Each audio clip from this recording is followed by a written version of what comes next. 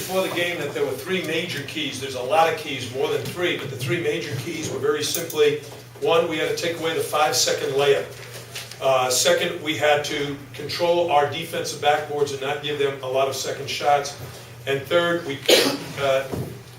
couldn't turn the ball over against their pressure because every time you turn it over, they convert it into a basket.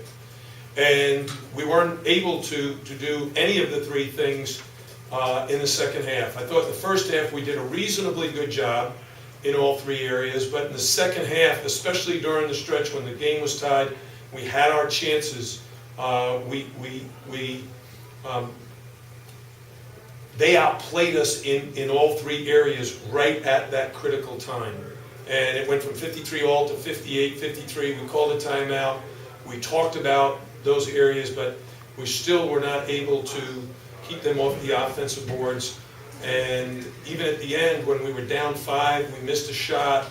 They missed a shot. They tipped it out, and they got to run the clock again. So,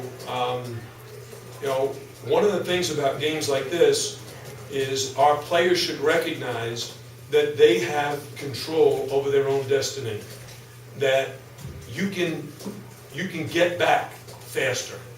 You can block out better. It's not like we don't have the talent to do that. And we can take care of the ball better. We've done it throughout the season. So even though I thought we played a very solid first half, and for a good portion of the second half we were okay, we never played great. And what we're looking for is this team to become a great team. And we're going to be back at work on Friday. We're going to take tomorrow off and rest, get back at work on Friday to improve those three areas, and hopefully be able to execute better on Saturday against Wake Forest. What happened? Shane didn't play much. What was that? Well, one of the things about being a freshman and earning a lot of playing time throughout the season, and Shane has been playing terrific, but in practice, I think he's let up a little bit. He hasn't been nearly as focused as we need him to be. And some of the things he's been doing in practice, he did early in the game. And that's one thing. But the second thing is, just as important is Carolina's so big, and he and Malcolm are not rebounders.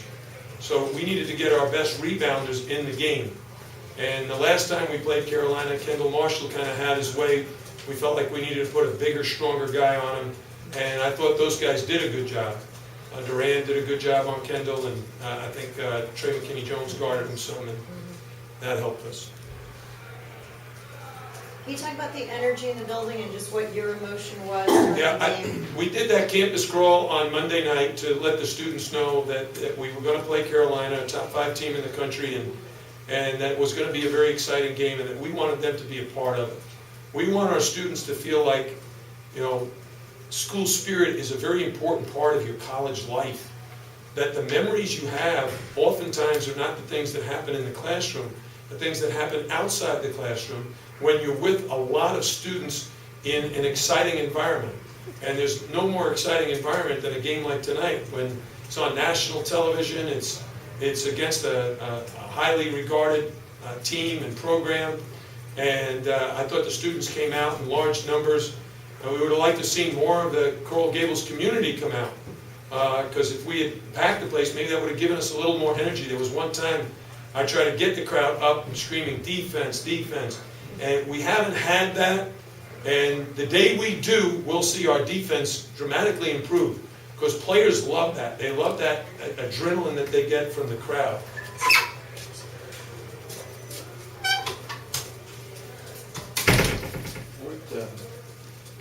Used to go on Malcolm again. You just can't get a shot back. Do you see anything mechanically with it? Or? No.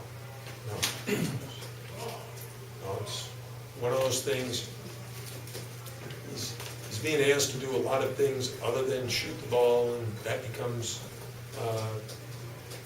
difficult to get back into that focus of shooting all the time. Doesn't get as many shots. We're a more well-balanced team. You had Kenny Kaji and Reggie Johnson to our lineup and how we're playing right now. But it would be great if we could get all 8 guys playing well. I think Ryan Brown and Trey McKinney-Jones are basically coming in off the bench and giving us quality minutes. Part of it is because our defense is better and we need to rebound misses. And those two guys, I didn't look at the stat sheet for them, but if you look at the rebounds, Shane had none and Malcolm had, well, he had 3 tonight. Durant Scott had 3, Trey McKinney-Jones had 3, Brian Brown had 5. So we got some good help. We need to get more defensive rebounds. I'll be trying to get to the line 8 times. Do you want your guys to try to drive more, maybe try to draw more fouls, get to the line more? We drove right to the rim like 3 times. Shane Larkin missed the layup. Trey McKinney-Jones twice tried to pass it to Reggie, ended up turnovers. You got to finish those plays and get to the foul line, make them have to block your shot. But one of the things about a driving to the basket, when you play against teams like a Florida State or Duke, when you get to the rim, you can't just shoot it in like it's a warm-up layup. You got to shoot it over a 7-foot guy. And I guess in those situations, those guys are coming over, they felt like there was an open man and they tried to pass it. That's not a bad thought. But we got to finish those plays. Can't end up having a turnover.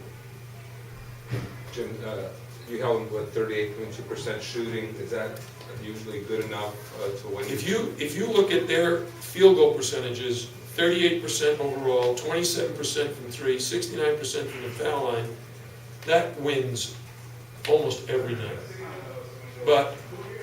And 14 turnovers is not the worst. It's that they happened all in a row when the score was tied. 6 out of 7 times we gave them baskets, so they didn't have to face our defense. Pretty quick turnaround for Wake. Yeah, in fact, it's a normal turnaround for college teams now. You play Wednesday, you play Saturday. And what I told the team yesterday is one of the most important aspects of preparation is rest. And we use the 7 habits of highly effective people. And the 7th habit, I think I told the media the other day, is sharpen your sword. Were you there, Beast, when I told the story? Was. Right? Was anybody not there? And it's very simply, that in order to prepare properly, you got to be well rested and bring lots of energy. And we're in a situation now, every game is a big game. We played a team, what's Carolina ranked this week? 8. 8th in the country. Florida State, top 25. Teams in this league are highly regarded. And right now, we've got to quickly regroup, get focused.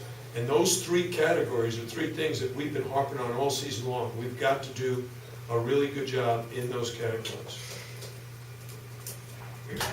When it was tied at 53, did you honestly, I don't know how coaches think, but did you think you guys were going to win that game?